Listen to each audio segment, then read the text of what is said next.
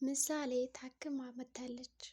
በመጨረሻም እንግዲህ ቅድስት ቀደም ብሎ ብሩክ ከአይሮፕላኑ ስለወረደ እና ፊት ለፊት ስለወጣ በር ላይ ምሳሌ በማለት ዳጣና ቅድስት በጣም ተጨንቀው ነበረ። በዚህ የተነሳ ዳጣ የት ናት ቅድስትም የት ናት እያሉ እርስ በርስ እየተያዩ ሲያለቅሱም ነበር። ብሩክም እንግዲህ የእነሱን ስሜት ለማወቅ ይሁን ምን ይሁን አዘን ብሎ ነበር ሲያያቸው። ምንም አይነት ፈገግታ እያሳያቸውም አልነበረ።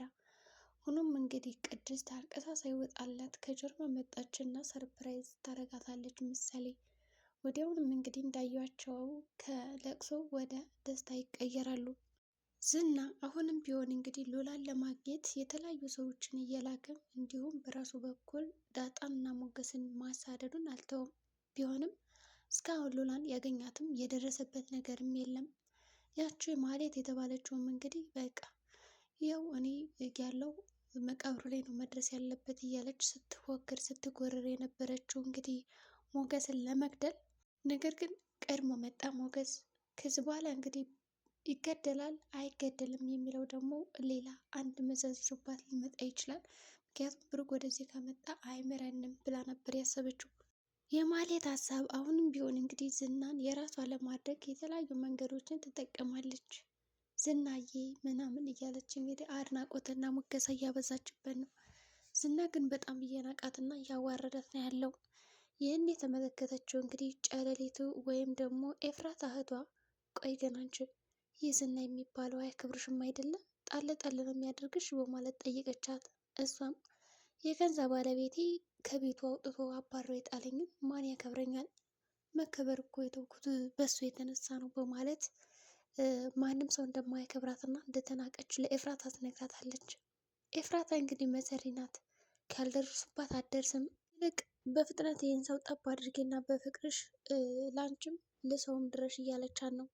በሌላ በኩል እንግዲህ ሉላ አንዴ አቤት አትውጣ፣ አንዴ ደግሞ ውጣና ተፋለሙ፣ እስከ መቼ ዝናን ተሸሽገን ፈርተን እንኖራለን? ጀግና ነህ በርታ ነህ እያለች ሞገስን ለማበርታትና ለማሞገስ እየተጣረች ነው። ሞገስም እንግዲህ እባክሽ ተይ፣ እንደዚህ እንድፈራ አታድርግኝ። ልክ እንደ ቤት እዚህ ልክ እንዳይጥ ቤት ለቤት መዋል የለብኝም። እኔ ወንድ ልጅ ነኝ። ስለዚህ ወጣ ብዬ ማየት አለብኝ ውጭን ይላል። ይህ ያለ ነው። ልክ እንግዲህ ሴት ለሴት ምንት ነው ቤት ለቤት ሴት ነው የሚውለው እንጂ ወንድ ደግሞ ባህሪያቸው አይደለም። እና ሞገስ አሁን አንተ ማድረግ ያለብኝ እንግዲህ ደፈርፈር ጨከን ከን ብለህ እንግዲህ ያው ዝና መፋለም ነው። ያው እሱም ወንድ አንተም ወንድ፣ ጉልበት አለ ጉልበት አለ አለ በቃ።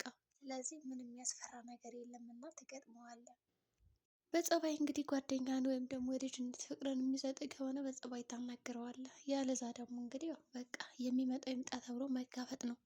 እንግዲህ ወደ ቤት ከኤርፖርት ይዘዋቸው ከተመለሱ በኋላ ቅድስት እንግዲህ ልጅነቷ በጣም ስለናፈቃት ሩጣ ምንም ስላልጠገበች በጣም መሮጥ ፈለገች እና ከኤርፖርት እስከ ቤት ድረስ እየፈነጨች ሳቅ በሳቅ ሆና ሩጫ በሩጫ ሆና እንዲሁም ደግሞ የተለያዩ ህልሞቿን እያለመች ነበር ወደ ቤት የመጣችው።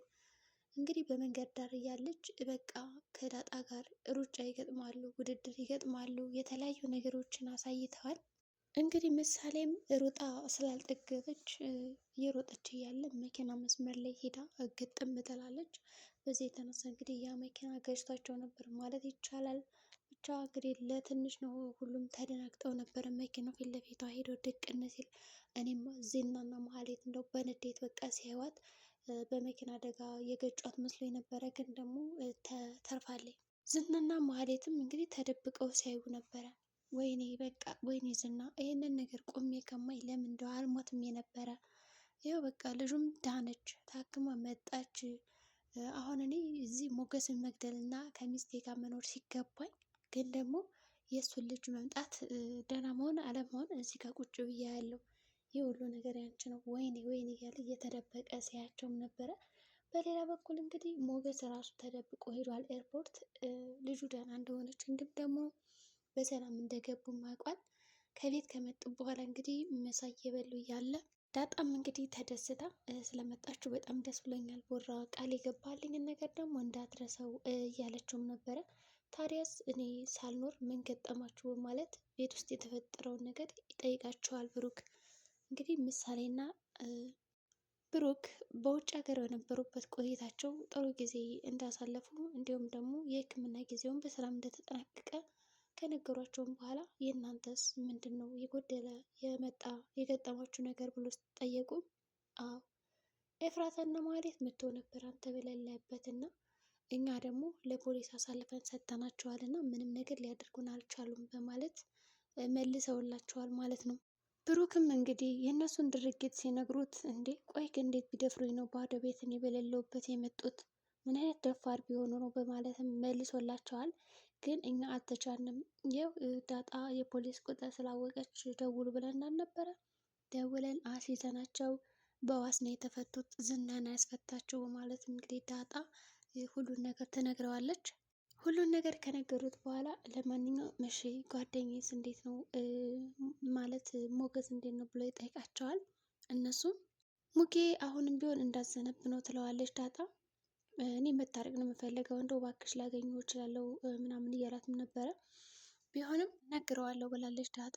እንግዲህ ዳጣም ወደ ውስጥ ገባለች እና በልተው ጠጥተው ከጨረሱ በኋላ ሄሎ ሙጌ እንዴት ና ማነው ወይ መጡ እኮ ሞገስ እና ምሳሌ መጥተዋል። ታዲያ ለምንድን ነው አንተ መጥተህ የማታያቸው ስትለው አውቃለሁ ሲጀመር እኔ እዛው ኤርፖርት ተደብቄ እያየኋቸው ነበረ ይላታል። መጀመሪያ ስትነግረው እንግዲህ ምንም አይነት ድንጋጤም ሆነ ፈገግታ አላሳያትም እና ከዚህ አንጻር እንዴ ለምንድን ነው ያልደነገጥከው? ይህ ሁሉ እየነገርኩ እንዴት ትለዋለች። እሱም በቃ የተፈጠረውን ነገር ይነግራታል። እንዲሁም ደግሞ ዝናና ማህሌት ራሱ እየተከታተሏችሁ እንደነበረም አውቅ ያለው ራሳችሁን ጠብቁ በማለት እንግዲህ ሊያገኝ ይፈልጋል። እንዴት ነው ትመጣለህ ወይ ስትለው አይ እኔ አልፈልግም ላገኘው፣ ግን እኔ ማግኘት ከፈለግኩ ልመጣ እችላለሁ። የተወሰነ ቦታ አመቻችቼ በዛ ሰዓት እናወራለን፣ እንገናኛለን። አሁን ቸው ማለት ስልኩን ይዘጋዋል። በሌላ በኩል እንግዲህ ማህሌት እና ኤፍራታ አሁንም ቢሆን እቅዳቸውን እያቀዱ ነው።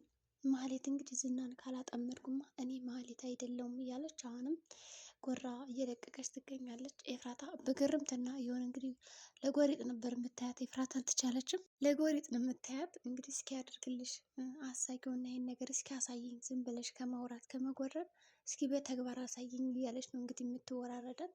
ማለት እንግዲህ ኤፍራታን በጣም ተነቃታለች። አንደኛ የመንግስት ሰራተኛ እንደመሆኗ፣ ሁለተኛ ደግሞ ደሞዟ ትንሽ እንደሆነች፣ እንዲሁም ደግሞ ባላት ነገር ቀብረር ብላ ከሰው ነገር ሳትደርስ ያው በምክሮቿ ብቻ የምትኖር ሰው ናት።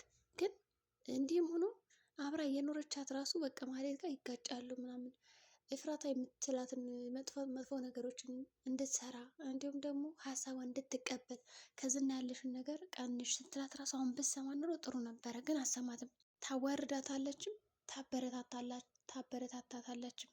የሆነ ሁለት ልብ በቃ በግዴታ ነው እንደዚህ እንቀርጋ ያዘቻት ማለት ይቻላል። ቢሆንም እንግዲህ ማህሌት ስልክ በመደወል አሁንም ለዛ ተከታታይ ለተባለው ሰው ሞገስን፣ ብሩክን እያንዳንዳቸውን ተከታተልና የት እንደሚደርሱ ንገረኝ ትለዋለች። እሱም እሺ በማለት አሁን ወጥተዋል እዛ አካባቢ ናቸው በማለት እንግዲህ ይደውልላታል ማለት ነው። ወዲያውኑ እንግዲህ ለዝና ደወለች እና አግኝቷቸዋል፣ ልጁ እየተከታተላቸው ነው፣ እዚህ ቦታ ናቸው አለኝ እና ሂደን እናገኘው እንምጣ ትለዋለች። እሱም እንግዲህ እሺ የት ናቸው ማለት ሊከታተላቸው ይሞክራል። እንግዲህ ተቀጣጠሩና ማህሌትም እየጠበቀችው ነው መኪና መንገድ። አብራት ነበር የሄደችው ኤፍራታ እና ኤፍራታ ከመንገድ ተመለሰች። ምንድነው አንቺ ዝና እንደዚህ የምትፈሪው? እና እስኪ አብረን እንጠብቀው ስትላት አይ እኔ እሱ ጋር ማግኘትም የምታወቅም አልፈልግም ትላለች ኤፍራታ። ለምንድነው የምትፈሪው ስትላት እኔ በቃ እፈራዋለሁ በቃ ሲጀምር ምን ያስፈራሻል? አይበላሽ እሱ ባይበላኝ ለሚበሉት ለጅቦች አሳልፎ ይሰጠኛል በማለት እንግዲህ ኤፍራታ ጥላት ነበር የሄደችው። እሺ በቃ ሄጃለች እና እንግዲህ በቃ ጥላት ሄደች። እሷን ብቻዋን መጠበቅ ጀመረች ማለት ነው ዝናን። በሌላ በኩል እንግዲህ ዳጣና ብሩክ ቁጭ ብለው እያወሩ ነው። ሞገስንም ለማግኘት ተቀጣጥረው ስለነበረ ከአንድ አካባቢ የሚያምር ውብ በጣም ደስ የሚል ላይ ከሚቀመጡበት ቁጭ ብለው እየመጡ እያለ ታዲያስ ያነገርኩ ሰርፕራይዝ እኮ እኔ ወላጆቿን እየፈለግኩ ነው፣ ቤተሰቦችን እየፈለግኩ ነው እና ባገኛቸው በጣም እደሰታለሁ ቡራ እያለች እንግዲህ ታናግረዋለች ማለት ነው ዳጣ። ብሩክም እንዴ በጣም ደስ ይላል ዳጣ፣ እንደዚህማ ከሆነ በቃ በርቻ ይዞሽ፣ እንደውም በቃ በጣም ብዙ ሰዎች ውለታ ውላችሁልኛል እና ይህን ነገር ደግሞ ሊከፍልሽ ይገባል እና አይዞሽ እንደውም አግዝሻለሁ ማለት በመፈለግ ይነግራታል። አይ እኔማ ምንም አይነት ውለታ አልዋልኩልም፣ ሞገስና ዳጣ ናቸው በጣም ብዙ ውለታ የዋሉልህ ትለዋለች። እሱም ማን እንደዋለልኝ እና ማን ደግሞ ጥሩ ነገር እንዳሳየ ይሄን ያውቃለሁ አታስብ ይላታል። ግን እኮ ታዲያ ቤተሰብ ካለሽ በወላጆች ስም ነው እንጂ መጠራት ያለብሽ በእኔ አይደለም በማለትም ነገሩን ቀለል አድርጎ ለማስረዳት ይሞክራል። እሷም እንግዲህ እሺ እኔ ደስ ይለኛል ባገኛቸው በጣም ደስ ይለኛል፣ ግን ደግሞ አባቴን የጣለኝ እያለች አሁንም ትነግረዋለች ማለት ነው። እንደዚህ እያወሩ እያለ ሞገስ ስልክ ይደውላል። ዳጣ የት ነሽ? መጥቻለሁ፣ በአካባቢሽን ፈትሽ ሰው ካለ መኖሩን ምናምን ቼክ አድርጊ ይላታል። እሷም ኧረ ምንም አይነት ሰው የለም በማለት ነበር የመለሰችለት። ቢሆንም እንግዲህ እሱ ቀድሞ ቼክ ስላደረገ ሰዎች ማን እንደሚከታተሉ ታይቷል። ዝናም እንግዲህ እየመጣ ነው፣ ሁለቶችን ነው ማንጠባጠባቸው እያለ እየጎረረ ነው የሄደው። እንግዲህ ሞገስም በጣም ተናዷል። ፊት ለፊቱ ያገኘው ሰው አለ፣ ምናልባት ያ የሚከታተለው ሰው ወይስ ደግሞ ዝናን ያገኘው። ብቻ እንግዲህ ሞገስ አደጋ ላይ ነው። ሲያየው በጣም ነበር የደነገጠው።